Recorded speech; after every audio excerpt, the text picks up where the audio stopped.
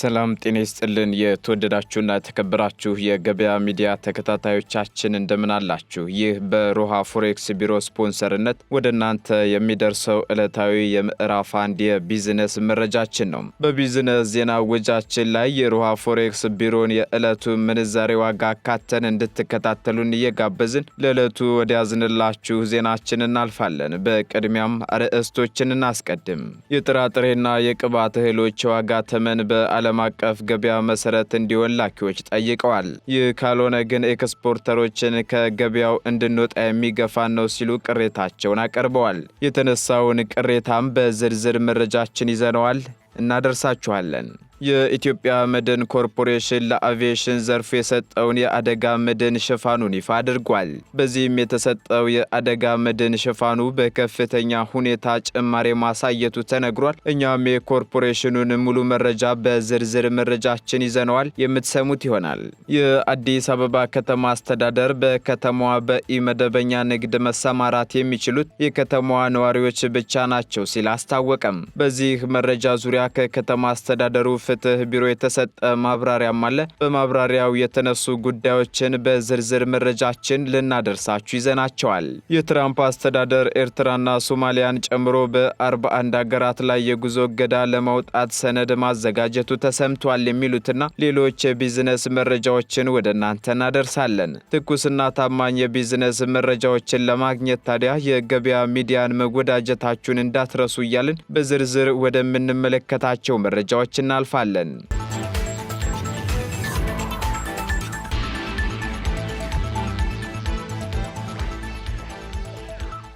የጤና ጉዳት የሚያስከትል የገበታ ጨው በህገወጥ መንገድ ሲመረት መያዙ ተገለጸ። የጤና ጉዳት የሚያስከትል አዮዲን ያልተቀላቀለበት የገበታ ጨው በህገወጥ መንገድ ሲመረት ተገኝቶ መያዙን የኢትዮጵያ ምግብና መድኃኒት ባለስልጣን ሐዋሳ ቅርንጫፍ ጽሕፈት ቤት አስታውቋል። ምርቱ የተያዘው ባለስልጣኑ ከሲዳማ ክልል ጤናና ጤና ነክ ግብዓት ጥራት ቁጥጥር ባለስልጣንና ከተለያዩ የጸጥታ አካላት ጋር ተቀናጅቶ ባደረገው ክትትል መሆኑ ተገልጿል። የኢትዮጵያ ምግብና መድኃኒት ባለስልጣን ሐዋሳ ቅርንጫፍ ጽሕፈት ቤት ኃላፊ አቶ ፍቃዱ ንማኔ ጽሕፈት ቤቱ በሲዳማ፣ በማዕከላዊ ኢትዮጵያ፣ በደቡብ ኢትዮጵያ ክልሎችና በኦሮሚያ ክልል 8 ዞኖችና 5 የከተማ አስተዳደሮች እንዲሁም በሶማሌ ክልል ሊበንና ዳዋ ዞኖች ክትትልና ቁጥጥር ስራ ያከናውናል ብለዋል። በእነዚህ አካባቢዎችም ባለፉት 2 ወራት በ1800 ተቋማት ላይ የቁጥጥር ስራዎች ማከናወኑን ጠቅሰው በዚህም ጊዜ ያለፈባቸው መስፈርት ያላሟሉ ያለ ፍቃድ በመኖሪያ ቤት ጭምር የሚመረቱ 42 አይነት የጨውና የተለያዩ ምርቶች ተገኝተው ከገበያ እንዲሰበሰቡ መደረጉን ገልጸዋል። በቅንጅት በተደረገው ክትትልም በለኩና በሐዋሳ ከተሞች ለጤና ጠንቅ የሆኑና አዮዲን የሌለው ጨው በግለሰብ ቤት ሲመረት ተገኝቶ መያዙን ገልጸዋል። በእነዚህም በተለያዩ መጠን ታሽገው የተዘጋጁ ጨው፣ ያልተፈጨ ጥሬ ጨው፣ የማሸጊያ ማሽን፣ የጨው ማሽንና የተለያዩ ማሸጊያዎችም አብሮ መያዙን ተናግረዋል። ህብረተሰቡ መሰልና አጠራጣሪ የማይታወቁ ምርቶች በገበያ ሲያጋጥመው ለኢትዮጵያ ምግብና መድኃኒት ባለስልጣን ነጻ የስልክ መስመር 8482 ጥቆማ በመስጠት ትብብሩን እንዲያሳይም የሐዋሳ ቅርንጫፍ ጽሕፈት ቤት ኃላፊ አቶ ፍቃዱ አሳስበዋል።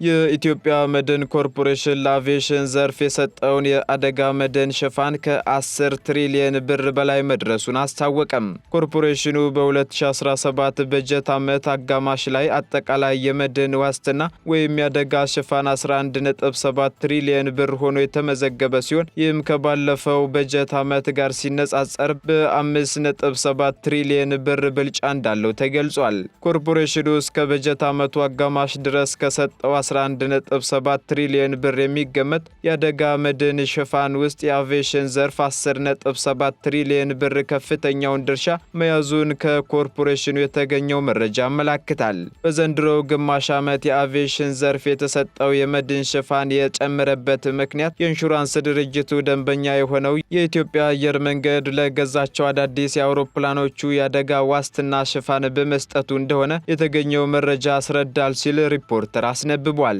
በሌላ በኩል የኢትዮጵያ መድን ኮርፖሬሽን በ2017 በጀት ዓመት አጋማሽ ብቻ 9.4 ቢሊዮን ብር የአረቦን ገቢ ማሰባሰብ መቻሉን መረጃው ያስረዳል። ይህ የአረቦን ገቢ በድርጅቱ ታሪክ በግማሽ ዓመት ውስጥ ያሰባሰበው ከፍተኛ መጠን ያለው አረቦን መሆኑንም መረጃው ይጠቅሳል። የ2017 የግማሽ ዓመት ሪፖርት ላይ እንደሚያመለክተው በ6 ወር ከተሰበሰበው አጠቃላይ አረቦን ውስጥ 64.3 በመቶ ወይም 6 ቢሊዮን ብር የሚሆነው ከመንግስት የልማት ድርጅቶች የተሰበሰበ እንደሆነ ተገልጿል። 1.5 ቢሊዮን ብር አረቦን የተሰበሰበው ደግሞ ከሌሎች መንግስታዊ ተቋማት ስለመሆኑ ይህው የድርጅቱ መረጃ ያመላክታል። ከግሉ ዘርፍ የተሰበሰበው አረቦን ድርሻ 14.6 በመቶ ብቻ ሲሆን አጠቃላይ ከግሉ ዘርፍ በግማሽ ዓመቱ የተሰበሰበው የአረቦን መጠን ደግሞ 1.5 ቢሊዮን ብር ብቻ መሆኑን ታውቋል። እንደ ሪፖርተር ዘገባ ከሆነ በ2017 ሁሉንም የኢንሹራንስ ኩባንያዎች ካሰባሰቡት አረቦን ውስጥ ህይወት ነክ ካልሆነ የኢንሹራንስ ዘርፍ 93 በመቶ የሚሆነውን ድርሻ በመያዝ 20.9 ቢሊዮን ብር አረቦን ማሰባሰብ መቻሉ ተገልጿል። የህይወት ወይም የረጅም ጊዜ የኢንሹራንስ ዘርፍ ደግሞ 6.3 በመቶ ድርሻ የያዘ ሲሆን ከዚህም የተሰበሰበው አረቦን ደግሞ 1.4 ቢሊዮን ብር መሆኑ ታውቋል። በጥቂት የኢንሹራንስ ኩባንያዎች እየተሰጠ ያለው የተካፉል ኢንሹራንስ ደግሞ በ6 ወራት ውስጥ የተሰበሰበው አረቦን 151.7 ሚሊዮን ብር እንደሆነ ታውቋል።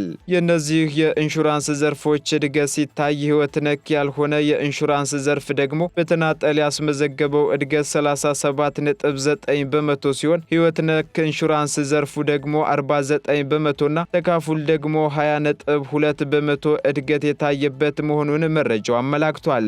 በግማሽ ዓመቱ ኢንዱስትሪው ያሳየው የአረቦን ገቢ እድገት ኩባንያዎቹ ካደረጉት የመድን ሽፋን ዋጋ ጋር የተያያዘ ሲሆን በቅርቡ ለሶስተኛ ወገን የመድን ሽፋን ይከፈል የነበረው የአረቦን መጠን ጭማሪ እንዲደረግበት መወሰኑ እንደ ዋነኛ ምክንያት የሚጠቀስ ነው ተብሏል። በግማሽ የሂሳብ ዓመቱ ያሳየው አፈጻጸም ከታክስ በፊት 1.3 ቢሊዮን ብር ትርፍ ማግኘቱ የተገለጸ ሲሆን ይህ የትርፍ መጠን ከእቅዱ 256.1 ሚሊዮን ብር ከቀዳሚው ዓመት ተመሳሳይ ጋር ሲነጻጸር ደግሞ የ566.3 ሚሊዮን ብር ብልጫ ያለው እንደሆነ ተገልጿል። ይህ ትርፍ የተገኘው ደግሞ ከመድን ስራና የተለያዩ ኢንቨስትመንቶች መሆኑን ዘገባው ጠቅሷል።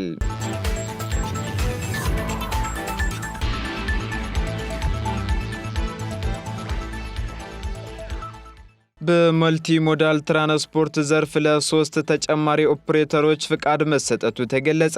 የኢትዮጵያ ማሪታይም ባለስልጣን የገቢና ወጪ ንግዱን ለማሳደግና የሎጂስቲክ ዘርፉን ለማጠናከር ለ3 ተጨማሪ ኩባንያዎች የመልቲ ሞዳል ትራንስፖርት አገልግሎት ፍቃድ መስጠቱን አስታውቋል። ባለስልጣኑ ፍቃድ የሰጣቸው ኩባንያዎችም ኢትዮሬል ሎጂስቲክ ኃላፊነቱ የተወሰነ የግል ማህበር፣ ኢትዮ ጅቡቲ ምድር ባቡር ትራንስፖርት አክሲዮን ማህበርና ገልፍ ኢንጎ ኤፍዜድሲ ኢንዱስትሪስ ኃላፊነቱ የተወሰነ የግል ማህበር ናቸው።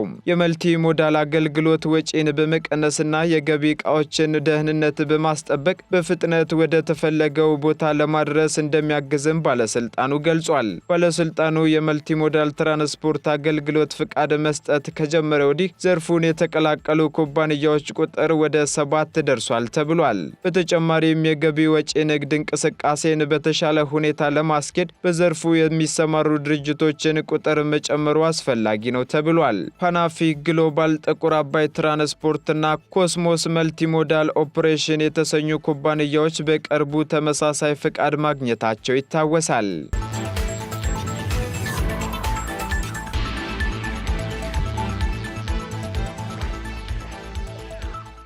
የንግድና ቀጠናዊ ትስስር ሚኒስቴር በጥራጥሬና የቅባት እህሎች ላይ ያወጣው የዋጋ ተመን ኤክስፖርተሮችን ከገበያ እንድንወጣ የሚገፋፋ ነው ሲሉ ላኪዎቹ ቅሬታቸውን አቀረቡ። ሚኒስቴሩ በዓለም አቀፍ ገበያ ከሚሸጥበት በተለየ ሁኔታ የጥራጥሬና የቅባት እህሎች እንዲሸጡ የዋጋ ተመን በማውጣቱ በርካታ ላኪዎች ከውድድር ውጪ ሆነው ከገበያው ለመውጣት እየተገደዱ መሆናቸውን ላኪዎች ለሚኒስቴር መስሪያ ቤቱ ባቀረቡት ቅሬታ ገልጸዋል። ላኪዎች በአሁኑ ወቅት የጥራጥሬና የቅባት እህሎችን በዓለም አቀፍ ደረጃ በቶን ከ1400 እስከ 1600 ዶላር ዋጋ እየሸጡ ያሉ ቢሆንም ነገር ግን ሚኒስቴር መስሪያ ቤቱ እንዲሸጡ ያስቀመጠው የዋጋ ተመን ደግሞ በቶን 1750 ዶላር መሆኑ በላኪዎች ዘንድ ቁጣ መቀስቀሱ ተነግሯል። የንግድና ቀጠናዊ ትስስር ሚኒስቴር የራሱን ዓመታዊ የሥራ አፈጻጸም በማሳመርና ዶላር ለማሰባሰብ ብሎ በዓለም አቀፍ ደረጃ የሚሸጡበትን የዋጋ ተመን ከፍ አድርጓል በማለት ወቀሳ ያቀረቡት ላኪዎቹ በዚህም ምክንያት አብዛኞቹ ገዢ ማጣታቸውን አስረድተዋል። በሚኒስቴሩ ከፍ ያለ ዋጋ ተመን ምክንያትም በርካታ ላኪዎች ምርታቸውን ይዘው በመቀመጣቸው ምርቱ ከመበላሸቱም ባለፈ በወቅቱ ተሸጦ ማምጣት የነበረበትን የውጭ ምንዛሬ ማግኘት አለመቻሉን ጠቁመዋል። ሚኒስቴሩ የጥራጥሬና የቅባት እህሎች በዓለም አቀፍ ደረጃ በዚህን ያህል ዶላር ይሸጥ ተብሎ ማውጣቱ ከጥቅሙ ይልቅ ጉዳቱ ስለጨመረ በአፋጣኝ መፍትሄ ማበጀት እንደሚኖርበት ቅሬታቸውን ያቀረቡት ላኪዎች ጠይቀዋል። በተለይ ላኪዎች የዓለም አቀፍ ገበያ ዋጋ እስኪስተካከል ድረስ ምርቱን ሲይዙ የምርት ዘመኑ እንደሚያልፍበት አንስተው ችግሩን በዘላቂነት ለመፍታትም ውይይት ማድረግ ያስፈልጋል ብለዋል። የንግድና ቀጠናዊ ትስስር ሚኒስቴር የላኪዎችን ችግር ሳይሆን እያየ ያለው የራሱን ጥቅም ብቻ ነው ያሉት ላኪዎቹ ነጋዴው በዚህን ያህል ዋጋ መሸጥ አያዋጣኝም ይበል እንጂ መንግስት እዚህ ጉዳይ ውስጥ እጁን ማስገባት የለበትም ሲሉ ተናግረዋል። በሌላ በኩል ደግሞ በቨርቲካል ኢንተግሬሽን አማካኝነት መላክ የማይችሉበት አማራጭ ተፈጥሯል ያሉት ላኪዎቹ ነገር ግን በሚኒስቴሩ ሳምንታዊ ማነጻጸሪያ ተብለው እየወጡ ያሉ የዓለም ገበያ የመሸጫ ዋጋ ተመን ላኪዎች ላይ ችግር መፍጠራቸውን አስረድተዋል። ታንዛኒያ፣ ቶጎና ሌሎች አፍሪካ ሀገሮች ምርቶቻቸውን ለቻይና በአንድ ቶን 1400 ዶላር እየሸጡ መሆናቸውን ገልጸው መንግስት የዋጋ ተመን ማስተካከያ ባለማድረጉ የእኛ ሀገር ላኪዎች ደግሞ ከውጭ ንግድ እያገኙት ያለው ገቢ አነስተኛ ሆኗል ብለዋል። ጉዳዩን በተመለከተም የንግድና ቀጠናዊ ትስስር ሚኒስቴርን ለማነጋገር የተደረገው ተደጋጋሚ ጥረት ሳይሳካ ቀርቷል።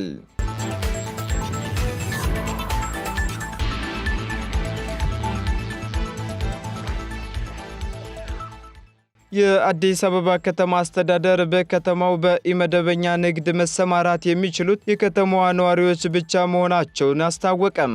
የከተማ አስተዳደሩ ውሳኔውን ያስተላለፈው በቅርቡ የከተማ አስተዳደሩ ካቢኔ በአራተኛ ዓመት 8ኛ መደበኛ ስብሰባው ላይ መደበኛ ያልሆነ የጎዳና ላይ ንግድን ስርዓት ለማስያዝ ይረዳ ዘንድ ተወያይቶ ባጸደቀው ደንብ ቁጥር 184/2017 ዓ.ም መሰረት መሆኑን ለማወቅ ተችሏል።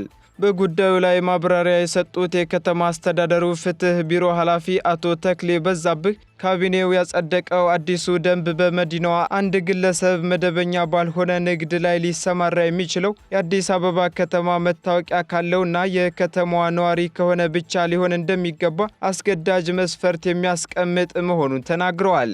የከተማዋ ነዋሪ መሆን የሚለው መስፈርት እንዴት በአስገዳጅነት ሊቀመጥ ቻለ ለሚለው ጥያቄ ምላሽ የሰጡት የቢሮው ኃላፊ የከተማ ነዋሪነት ጉዳይ አንዱ መስፈርት ሆኖ ሊቀመጥ የቻለው በዚህ ንግድ የሚሰማሩ አካላት ሕጋዊ ሆነው መንቀሳቀስ እንዲችሉ ለማድረግ መሆኑን ገልጸዋል። በዚህ የንግድ ሰንሰለት የሚሰማሩ ዜጎች ሕጋዊነት በክልል መታወቂያ አይረጋገጥም ማለት ግን አይደለም ሲሉም አክለዋል። ከክልል ከገጠር ወደ ከተማ የሚደረግን ፍልሰት መከላከል አልቻሉም ያሉት የቢሮ ኃላፊ ይህን ፍልሰት ለመከላከልና በከተማ ውስጥ ስርዓት ያለው የንግድ እንቅስቃሴ እንዲኖር ለማድረግ እንዲያስችል በማሰብ ደንቡን ማውጣት አስፈላጊ ሆኖ መገኘቱን አስታውሰዋል። በዚህም በከተማዋ የንግድ ስራ ላይ የሚሰማራ ማንኛውም ሰው ቋሚ አድራሻ ታውቆ የከተማ አስተዳደሩ መታወቂያ ሊኖረው እንደሚገባ ጠቁመዋል። ያ ካልሆነ ግን ለመቆጣጠር አስቸጋሪ ስለሚሆን የንግድ ስርዓቱን የሚረብሽ አሰራር እንዲፈጠር በር የሚከፍት በመሆኑ በደንቡ ላይ በግልጽ በሰፈረው መስፈርት ወደ ዘርፉ የሚገቡ ዜጎች ማሟላት የሚገባቸውን መስፈርት አሟልተው ሊንቀሳቀሱ እንደሚገባም አሳስበዋል። ይህ ደግሞ የንግድ ስርዓቱን ለማስተዳደር፣ ለመቆጣጠር፣ የንግድ እድሳትን ለማሳደግ፣ የገቢ ደረጃውን ተከታትሎ ግብር ለማስከፈል እንዲሁም ከኢመደበኛ ወደ መደበኛ ለማሸጋገር እንደሚያስችልም ጠቁመዋል። መደበኛ ባልሆነ ንግድ የሚሰማሩ የአዲስ አበባ ከተማ ነዋሪ ስለመሆናቸውና በዚህ ስራ በተወሰነ የጊዜ ገደብ ዘርፍና ቦታ መሰማራትና መሸጋገር እንደሚችሉ እርግጠኛ መሆን አለብን ከሚል እሳቤ የመጣ አዲስ ደንብ ነው ሲሉ የከተማ አስተዳደሩ ፍትህ ቢሮ ኃላፊ አቶ ተክሌ በዛብህ ጨምረው ገልጸዋል። ከዚህ በፊት ደንብ ቁጥር 88/2000 የሚባል ህግ ወጥቶ እንደነበር ያነሱት ኃላፊው በአፈጻጸሙ ላይ በነበረበት ክፍተት ምክንያት በአግባቡ መተግበር ባለመቻሉ ያንን አሻሽሎ እንደ አዲስ ማውጣት ማስፈለጉን ገልጸዋል። አዲሱ ደንብ ከዚህ በፊት ስራ ላይ ውሎ የነበረውን ደንብ በመተካት ተፈጻሚ እንደሚደረግም የቢሮ ኃላፊ አስረድተዋል። የደንቡን ተፈጻሚነት በሚመለከትም በከተማ ደረጃ በምክትል ከንቲባ የሚመራና ተጠሪነቱ ለከንቲባ ጽሕፈት ቤት የሆነ የአስተባባሪ ግብረ ኃይል እንደሚኖርም የጠቆሙት አቶ ተክሌ ግብረ ኃይሉም ከቦታ ልየታና ከንግድ እንቅስቃሴዎች ጋር የሚኖሩ አጠቃላይ ሁኔታዎችን እየገመገመ ውሳኔ እያሳለፈና እርምጃ እየወሰደ መስራት እንዲችል የተቋቋመ ነውም ብለዋል። በኢመደበኛ ንግድ ለመሰማራት ከተቀመጡ መስፈርቶች መካከል ዕድሜ ተጠቃሽ ሲሆን ከ18 ዓመት በላይ የሆናቸው ዜጎች ብቻ በዘርፉ ፍቃድ አውጥተው መስራት እንደሚችሉ ያመላከተው የሪፖርተር ዘገባ ደንቡ ዜጎች በማህበር ተደራጅተው እንዲሰሩ የሚያበረታታ ነውም ብሏል። የጸደቀው ደንብ ከየካቲት 29 ቀን 2017 ዓ.ም ጀምሮ የጸና መሆኑ የተገለጸ ሲሆን ብዥታ እንዳይፈጠር ደግሞ ከንግድ ቢሮ ጋር በመሆን ማሳወቅና የስርጸት ስራዎች ከተከናወኑ በኋላ ወደ አፈጻጸሙ ይገባል ተብሏል። በአዲስ አበባ ከተማ ከ20 ሺህ በላይ ዜጎች በኢመደበኛ ንግድ ተሰማርተው ይገኙ የነበረ ሲሆን በኮሪደር ልማቱ ምክንያት አብዛኞቹ ተበታትነው አሁን የቀሩት 4880 ያህል እንደሆኑ ሪፖርተር ከአዲስ አበባ ከተማ አስተዳደር የንግድ ቢሮ ያገኘው መረጃ ያሳያል ብሏል።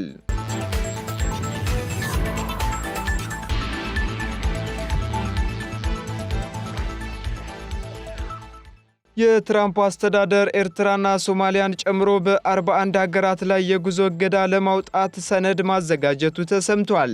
የትራምፕ አስተዳደር በበርካታ የሀገራት ዜጎች ላይ የጉዞ ገደቦችን ለማውጣት ዝርዝር ማዘጋጀቱን መረጃዎች መውጣታቸው ተነግሯል። በስደተኛ ላይ ጠንካራ ፖሊሲ የሚያራምዱት ፕሬዝዳንት ትራምፕ ወደ ሀገራቸው እየመለሷቸው ከሚገኙ ህገወጥ ስደተኞች ባለፈም በተለያዩ ሀገራት ዜጎች ላይ የጉዞ ክልከላ ማውጣታቸውን ሮይተርስ ሰነዱን ጠቅሶ ዘግቧል። ክልከላ የተፈጸመባቸው ሀገራት ዜጎች ለስራ፣ ለጉብኝት፣ ጥገኝነት በመጠየቅና በተለያዩ የአሜሪካ ቪዛዎች ወደ አሜሪካ ምድር መግባት አይችሉም ነው የተባለው። እንደ ዘገባው ከሆነ የጉዞ ክልከላ ሰነድ በድምሩ 41 ሀገሮችን በ3 የተለያዩ ቡድኖች ይሰረዛሉ የተባለ ሲሆን የመጀመሪያው አፍጋኒስታን፣ ኢራን፣ ሶሪያ፣ ኩባ፣ ሰሜን ኮሪያና ሌሎችንም ጨምሮ በ10 ሀገራት ሙሉ የቪዛ እገዳ ጥሏል ተብሏል። በሁለተኛው ደግሞ ኤርትራ፣ ሄይቲ፣ ማይናማርና ደቡብ ሱዳን በከፊል እገዳው የተጣለባቸው ሲሆን ይህ ደግሞ በቱሪስት፣ በተማሪ እንዲሁም ሌሎች የስደተኛ ቪዛዎች ላይ ተጽዕኖ ይኖረዋል ነው የተባለው። በሶስተኛ ቡድን ውስጥ ቤላሩስ፣ ፓኪስታንና እንዲሁም ሜንስታንን ጨምሮ በአጠቃላይ 26 ሀገራት መንግስታቸው በ60 ቀናት ውስጥ በኢሚግሬሽን አገልግሎት ላይ የሚታዩ ጉድለቶችን ለመፍታት ጥረት ካደረገ የከፊል የጉዞ እገዳ እንደሚጣልባቸው ሰነዱ ማመላከቱን ዘገባው ጠቅሷል። በዚህም በመረጃዎቻቸው ጉድለትና በተለያዩ ምክንያቶች በከፊልና ሙሉ ለሙሉ ወደ አሜሪካ ከመግባት መታገድ የሚገባቸው ሀገራት ዝርዝር ካቢኔው እስከ መጋቢት 21 እንዲያቀርብ የተዘጋጀው መመሪያ ያዛል ተብሏል።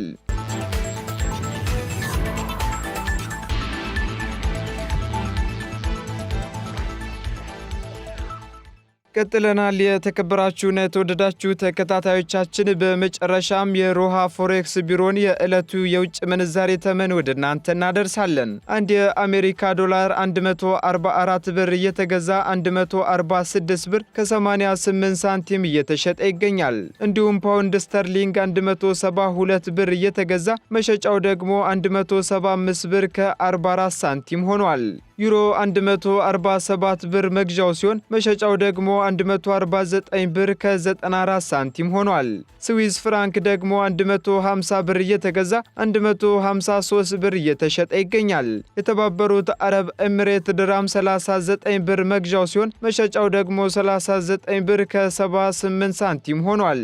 የሳውዲ ሪያል 38 ብር እየተገዛ 38 ብር ከ76 ሳንቲም እየተሸጠ ይገኛል። እንዲሁም የቻይናው ዩዋን ደግሞ 18 ብር መግዣው ሲሆን መሸጫው ደግሞ 18 ብር ከ36 ሳንቲም መሆኑን የዕለቱ የውጭ ምንዛሬ ተመን መረጃ ያመላክታል።